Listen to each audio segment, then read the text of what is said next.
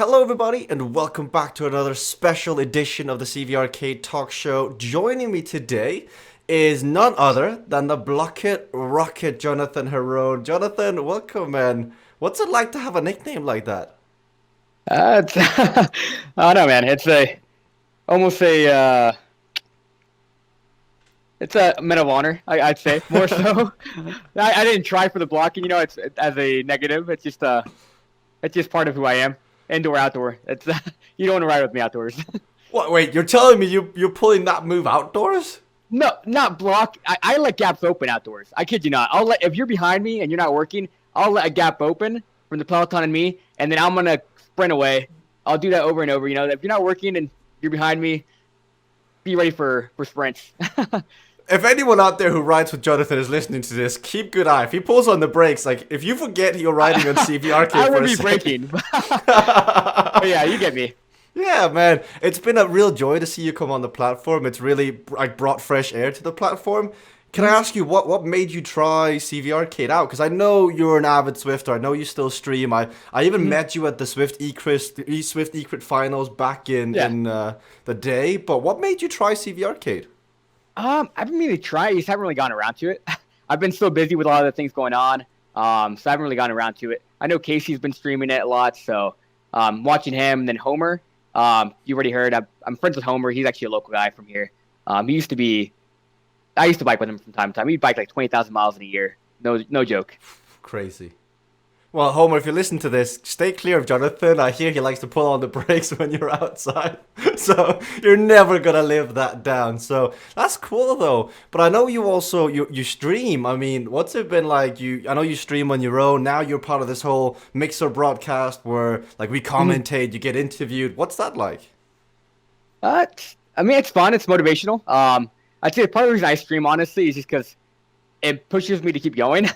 Because there's a lot of times, honestly, I want to get dropped. Like if I was not streaming, I'd be like, I'm done. Just let me pull the plug. I'm calling it a day. You're already at home. That's the best part about cycling indoors.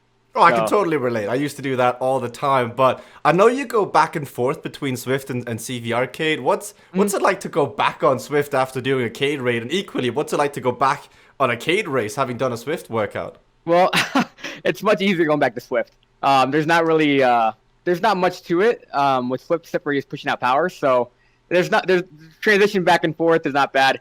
Transition to CVRcade though is it's hard. I think part of it though is just I'm not used to the speeds. I mean, you're looking at the speed. I'm used to pushing out so much power to go 28 miles an hour. So I know what the speed is around the corner, but then I'm thinking I'm not looking at the speed. I'm feeling my legs, and then I'm like I should have to push more. But then I'm like, wait a minute, no, I'm actually going too fast. What was that journey like? Like, what was it?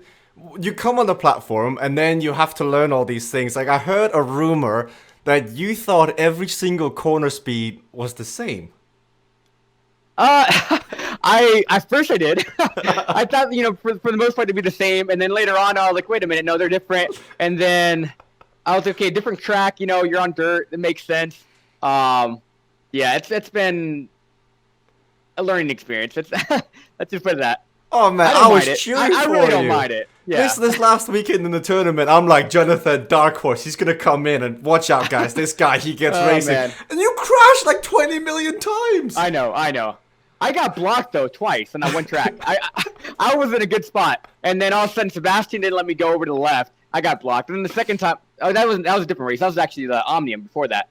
But it just. Yeah. Do you think that's slight karma coming through? Like Sebastian going, oh, I've got the Blocket Rocket blocked.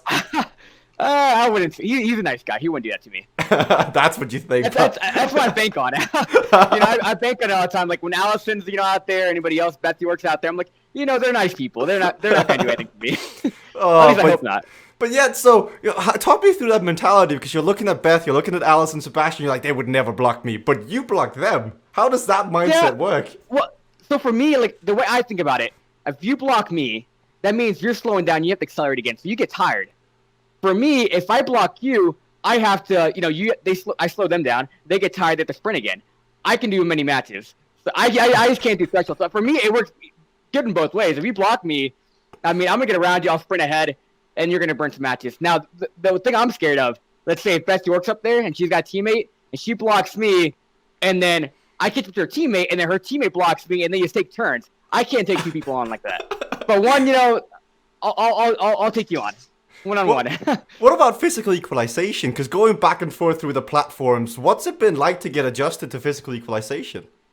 I mean, to be honest, I don't look at power ever all that much. So it doesn't matter. I just follow pixels. So to me, it's very similar to what I'm used to already. I just push out the minimal amount of watts to stay in that draft, and I love the draft percentage. The draft percentage is actually very nice to have. I've been on RGT before, so the same kind of concept. You're looking at how much draft you're in there, because if you're closer, it makes sense. Or if you're, let's say, with CVRcade, if you're on the left side, right side. Remember that one race I beat him, NYC. I did not understand that actually should be on. Like when he was behind me, I'd move over to the right. Like he was he's basically behind me, but to the right of me. And I didn't understand that, that he was drafting better there. So I'd move over to the right, and he thought I wasn't working with him, but I was trying to help him. Like that was the one time I actually was trying to help him, like, okay, get in front of him. I thought maybe he was trying to rotate around me, like try to pull around, but I'm willing to work for you. And then I can still see the trophy on your shoulder up over there, NYC champion over Tim Fulford's second place. I can see it.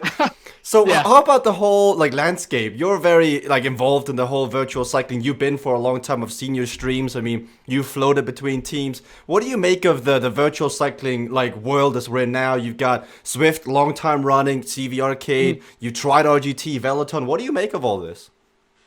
I mean, honestly, I think it all is training. It's all good training. I really, it doesn't matter that much to me. If I'm there with teammates, having some fun, and I'm getting better fitness for outdoors. Because for me, the real season's outdoors. Mm-hmm. I enjoy all the Swift and everything else, CVRcade, But for me, the real season's outdoors. Even though I make more money, let's say, doing all the virtual cycling, the outdoors is the real season for me. So why is that? On this coming Sunday, you could win $5,000. Why is that not the real season? Why is outdoor the real season? I have a goal of getting Cat 2. So for me, I'd love to get category 2. $5,000? Cat 2. I'm doing the Grand Fondo so I'm going to do a Grand Fondo actually this May. So for me, I want to get in shape, to do this Grand Fondo. I like to do Worlds. I like to prove some people that I'm real, because there's some people who don't think I'm real. So it's just, for me, it's the outdoor season. That's what matters the most. I enjoy the indoor cycling. It's very competitive. I'm not worried about wrecking. I say wrecking. Wow. But I'm not, I'm not worried about getting injured. You should worry. You should worry. But talk to me about that. People saying you're not real. I mean, what are they saying? Because when I stream, I don't. So let's say when you stream, you're 180 heart rate, whatever, and you're dying. I can tell you're dying. So I enjoy going into your races, and trying to make you suffer more. I purposely you're going to stream, so I'm going to attack, or I'm going to do this. I remember that. You and James Hodges, I have grudges. I mean, I have a dartboard, and I have two faces on it. Yours is one, James Hodges, even though I've never seen the guy, so there's just a robot. Yeah. Hate you guys. No, I do that. I do the same thing to Vegan Cyclist. If Vegan Cyclist is streaming, I'm going to race with him.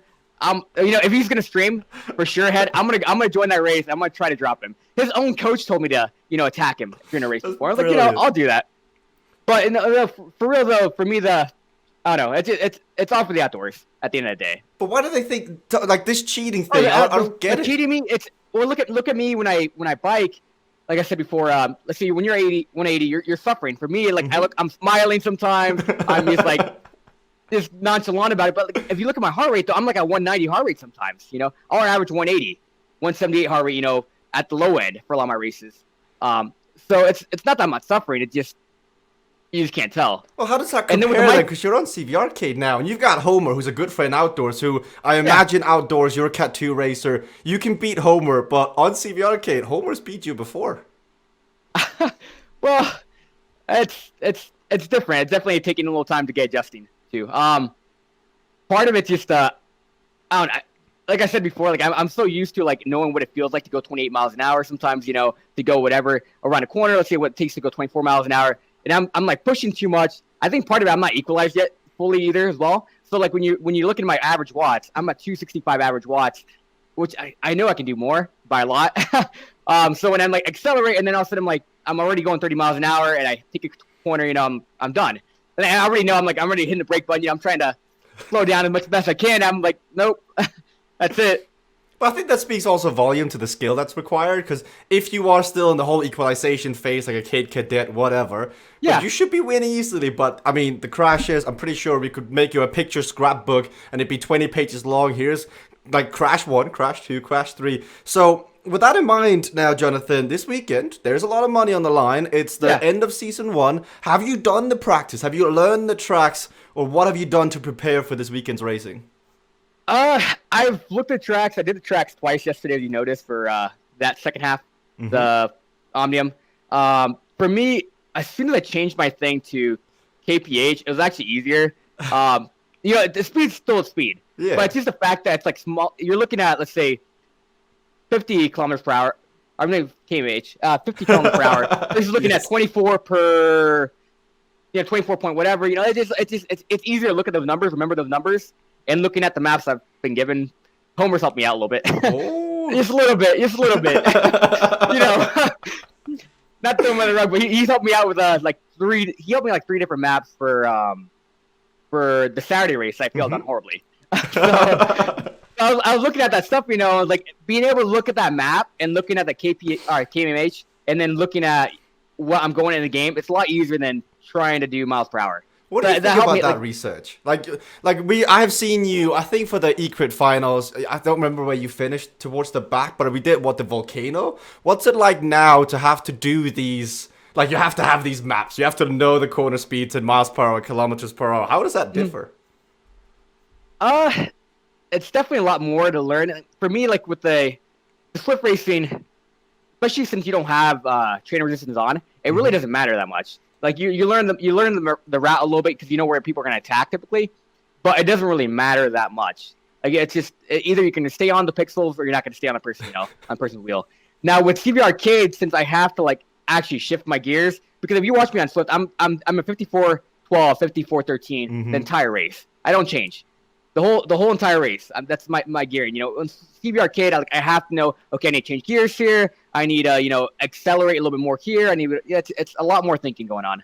Oh man, I can't wait. I can't wait to see when you finally figure it out, because you are a true born racer. From what I hear, from seeing you, man, I have been on the back. You may have made me suffer back in the day, but I think that's also part of the joy I'm seeing you see the day of light, because the countless hours I've spent on Swift, and I look back and I'm like, I used to do this for 4 hours a day. What was I thinking? And now we're over here. What do you think it's going to take for the rest of the people to try CVRcade, to try the racing, and go through the same progression you did?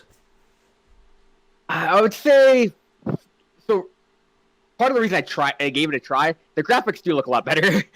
Me being a gamer, the graphics are a big thing, sometimes. At first appearance, Yes. The graphics have gotten a lot better since what they were last January. So when we had the whole announcement back in January last year, let's just forget that. This year, this is maybe not what I want to do, But Makes now sense. that I watch Casey, really helped out with streaming it. Still, you see wait a minute, this actually looks a lot nicer, especially a lot of the Velo Tech. What's it called the one that's it's a velodrome, but it's on Velo. The Dark Matter. Dark Matter Velo. Dark Matter Velo. The one? The tricky one. Yeah, Dark Matter Velo. So it looks nice. It's very clean. So compared to again what it was last year in January, some of that stuff, it looks very clean. Well, what about the future then? What about the future of the graphics? That's how far you've come in 1 year. Imagine if you gave it 2, 3, 4 years. Yeah, I think it's going to help out. I think that with the graphics coming into play, it'll definitely help out. With the ability for organizers to be able to do stuff, that'll definitely help out a lot. Bring a lot more people in. Last question for you, Jonathan, because you've been enjoying. This has honestly been the most fun interview I've done out of all. So to all the rest, sorry, no favorites, but Jonathan, you bring a smile. I think you bring a joy to the community. So thank you very much. For newcomers coming on, because there's a lot of new people coming on trying the platform. What would you give them as a recommendation? What should people really think about? What should they do when they come on and they have to learn everything? Because you are a Cade Cadet. You're going through there's corner speeds, there's road surfaces, there's different tracks, different everything. What would you recommend for newcomers? I would say try maybe the replay for the maps one time around, maybe. Because honestly, I jump right into the Omnium. As the first race, I just jumped right into the Omnium. I was like, wait a minute, it was just a lot because you're not. you're processing everything that's going on, but then you're also racing. Versus if you just try the map out at least one time, you're like, okay, I know where this is at. You know, I know, because if you wreck once or twice in CVRcade during a race, that's the race. Sometimes you know that could be it. You know, first lap you wreck once or twice, now you're done. Now, if you at least know what to watch for, like, okay, hey, there's that barn door. That first time I tried the Omnium with the barn door, I hit that thing. I was just like, you know, I was mad, and I accelerate really hard, and I'd hit something else, and then I, you know, crash on a corner. But then later on, you know what's coming up ahead. So at least you prepare for some of the crashes. If you have a little less crashes, because otherwise I'd have even more. Like, you see me crash now, I would have a lot more. Oh man, first time around. That's brilliant. Thank you so much, Jonathan. Good luck upcoming weekend here. If you keep the rubber side down, you are a great chance of going on through to the finale. $5,000 on the line. Season 1 coming to the end. Best of luck, Jonathan. I am sure that everybody will be keeping special eyes on you, the Blocket Rocket. We'll see you around.